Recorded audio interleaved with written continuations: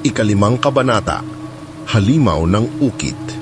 May mga salitang binura natin para makalimot, pero ang mga salita kapag itinakwil, nagiging halimaw.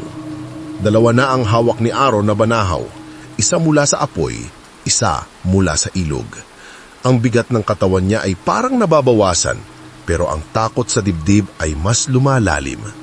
Hindi pa man siya nakakabawi, lumapit na agad si Binay at itinuro ang isang makipot na baan. Diyan ka dadaan, wiga niya. Ang halimaw ng ukit ay hindi mo makikita sa una, pero nararamdaman mo na siya simula pa lang. Paano ko siya makikilala? Tanong ni Aro. Hindi sumagot si Binay. Sa halip, may iniabot siyang maliit na piraso ng papel. Gawa ito sa balat ng kawayan at may mga nakaukit na mga simbolo. Yan ang surat mangyan, ang sinaunang sulat ng iyong lahi. Habang papalapit ka sa nilalang, mabubura ang mga ukit dyan. Kapag nawala na ang lahat ng letra, nasa harap mo na siya. Tahimik si Aro habang lumalakad papasok sa makitid na landas. Ang paligid ay tinubuan ng mga punong parang niyapos ng kadiliman. Wala ni isang ibon o kuliglig. Wala ring hangin. Habang naglalakad siya, binunot niya ang papel mula sa kanyang bulsa. 3 linya ng ukit. Isa sa mga ito ay pamilyar, ang simbolo ng saili. Sa kanyang bawat hakbang, napapansin niyang unti-unting nabubura ang mga letra, parang binubura ng hangin o baka ng presensya ng tung anong mas malaki, mas malakas, mas matagal ng galit. Nakarating siya sa isang clearing. Sa gitna nito, may altar na gawa sa kahul at buto. Sa paligid ng altar, may mga bato na may ukit, pero ang mga ukit umiikot, gumagalaw, bumubuo ng mga mukha. Pamilyar na mukha. Mukha niya, mukha ng batang Aro.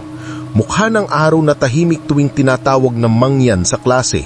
Mukha ng Aro na nungumiti tuwing tinanong kung taga-bundok ka ba? At hindi sumagot. Bigla, narinig niya ang isang tunog, parang pagaspas ng libong papel. At mula sa likod ng altar, lumabas ang nilalang. Ang halimaw ng ukit.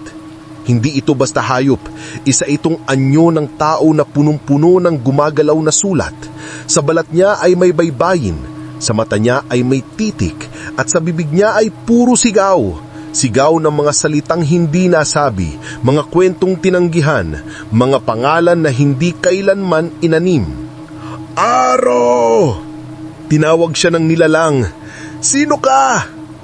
Hindi makagalaw si Aro. Hindi mo ako kilala, di ba? Dahil binura mo ko. Binura mo ang sarili mo para magkasya ka sa mundong hindi para sa'yo. Lumapit ito, bawat yakpak ay parang tunog lang papel na pinupunit. Tinatawanan mo ang sarili mong lahi. Ikaw ang gumawa sa akin. Ginawa mo kong halimaw. Umiling si Aro na minginig. Hindi ako. Hindi ka mangyan? Hindi mo ako parte? Bakit suot mo ang kwintas? Bakit mo pinipilit bumalik kung itinatwa mo kami dati? Dahan-dahaning binunot si Aro ng papel mula sa kanyang bulsa. Wala na itong ukit. Puti na lang. Malinis. Patunay na harapan-harapan na niya ang katotohanang tinatakbuhan niya noon. Huminga siya ng malalim. Hindi kita tinanggap noon dahil hindi ko pa naiintindihan. Tahimik ang halimaw. Pero ngayon, tinatanggap kita. Ikaw ang mga kwento ko. Ikaw ang ugat ko. Hindi na kita buburahin.